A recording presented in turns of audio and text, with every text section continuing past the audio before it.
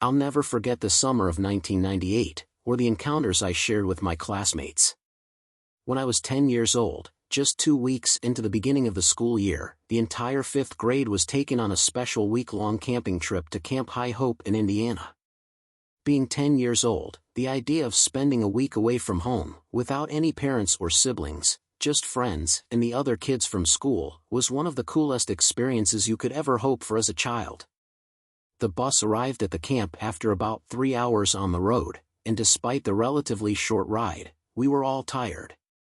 It was just noon, and we wanted nothing more than to rest. The 3 classrooms were divided by gender, as one would expect.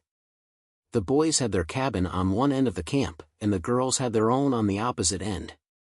It was a rule that no boys were allowed to enter the girls' cabin and no girls were allowed to enter the boys' cabin. The teachers, who were chaperoning the camping trip, kept this rule strictly enforced. After settling in and having lunch, we were introduced to the activities we'd be participating in during our week at camp: horseback riding, archery, painting, tracking, canoeing, bonfires, ghost stories, everything you'd expect at camp. But the one thing everyone was the most excited about was playing flashlight tag in the woods, in the pitch-black dark of night. The night before the game was to begin, our camp counselors took us on a tour of the entire property that the camp was situated on. In the furthest outskirts of the property was a dilapidated old house that had been long since abandoned in the 1800s. That night we were told the story behind the house and why it had been abandoned. In 1894, a farmer and his wife owned the house. The farmer, Mr. Shaw, had been out working in his field one evening, a bright lantern burning nearby, when he suddenly grabbed his chest in pain and collapsed in the mud. His wife rushed to his side and found that he had died, heart attack, apparently. With the sun setting and with no one else on the property, Mrs. Shaw left her husband's body alone as she ran to the nearest neighbor to seek help. Upon returning to their farm, they discovered that Mr. Shaw's body had disappeared. There was no sign of a struggle, no footprints leading to or away from where the body had lain, with the exception of Mrs. Shaw's footprints from earlier. Stranger still, there were no drag marks in the mud and no sign that Mr. Shaw's body had perhaps rolled away from the muddy field down the hill. The neighbors organized a search for his body the next morning. The nearby marsh was dragged for his possibly sunken corpse, and the woods were thoroughly searched for signs of scavengers who may have taken his body for a meal. No sign of Mr. Shaw was ever found. No explanation was ever given. A week after Mr. Shaw mysteriously vanished, Mrs. Shaw reported seeing a glow coming from the woods, the glow very reminiscent of a lantern. She called out to the figure roaming the woods, but no one ever responded. The figure crept closer and closer to the property with each passing night, causing Mrs. Shaw to fear for her life. The neighbors agreed to stake out the property and identify this unknown figure, but their efforts were for naught. After the figure appeared in the treeline, a painful wail that couldn't possibly come from any man emanated from the woods. The wail grew louder in sound and ferocity as it approached the house and the widow, Mrs. Shaw.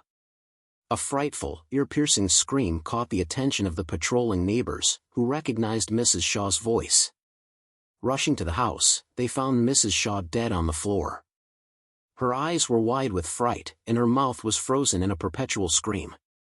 Muddy footprints were found inside the house, leading to where Mrs. Shaw had been standing, but there were no footprints leading back outside.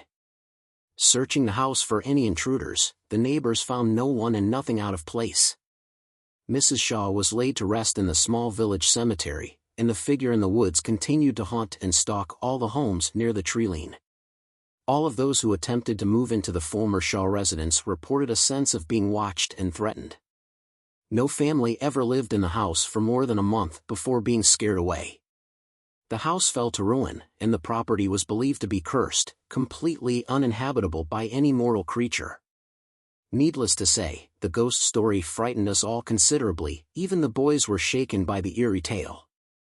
That night, all of the girls gathered together to form a strategy for the game of flashlight tag the next night. None of us wanted to go anywhere near the house, especially in the dark. We all agreed to partner up with a friend and never go off the main trail, even if we were about to be found. Still thinking about the story, none of us slept well that night.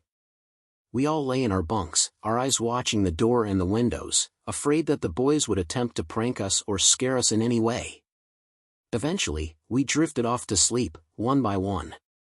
At about 3 a.m., we were all startled awake by the sound of twigs and branches snapping. Our teachers told us not to worry, that it was just a deer being curious about all the new smells and sounds from the cabins. Hesitantly, we tried to go back to sleep, that is, until we heard a pitiful wailing noise coming from the woods.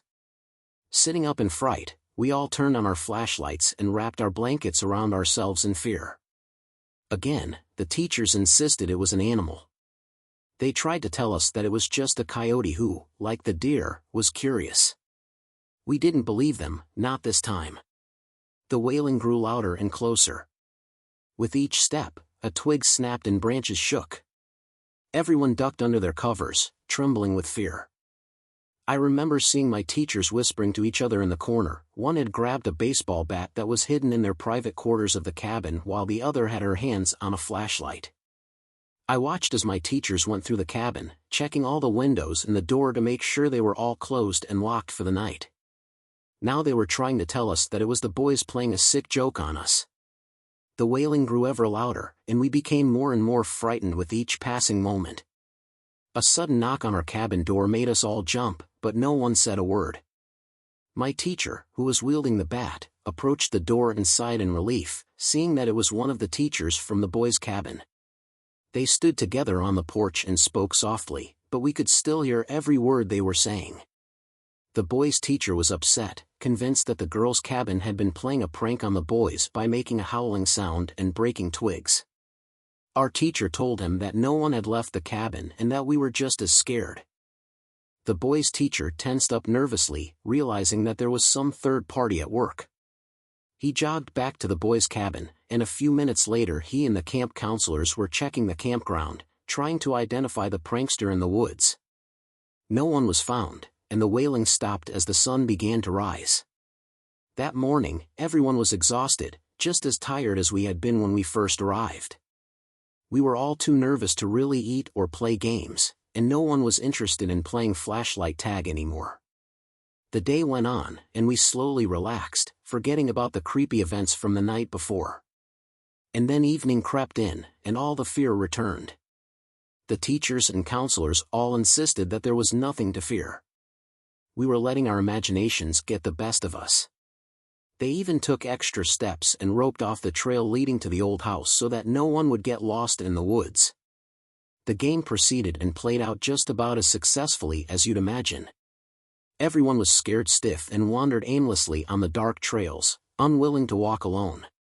As a group, the entire camp ended up wandering much further away from the camp than we were allowed, which made the teachers and counselors very angry. We kept seeing shadows of people darting along the trails and behind the tree lines. No one else was supposed to be out on the trails that night, yet we saw strangers stalking us in the darkened woods. In a panic, many of us ran back toward the camp while the rest of us became lost, only to find ourselves surrounded by the shadows. One of the shadows, who stood just beyond the roped-off trail, was holding some kind of bright light. And yet, despite the brightness of the light, he appeared as nothing more than a shadow. We finally found our way back to camp and were promptly lectured about following the rules and knowing the importance of rules being in place for our own safety. No one took their eyes off the woods, even as we were reprimanded, and no one spoke out of turn for the rest of the night. We went to bed early that night, out of punishment and because the next morning we were going to return home. Too tired to be afraid, we all slept soundly that final night at the camp. The next morning, after packing our clothes and supplies, we prepared to leave the cabin as a group, only to find muddy footprints on the porch of the cabin, footprints that led to the front door but didn't lead away. The boys' cabin was all the more frightening.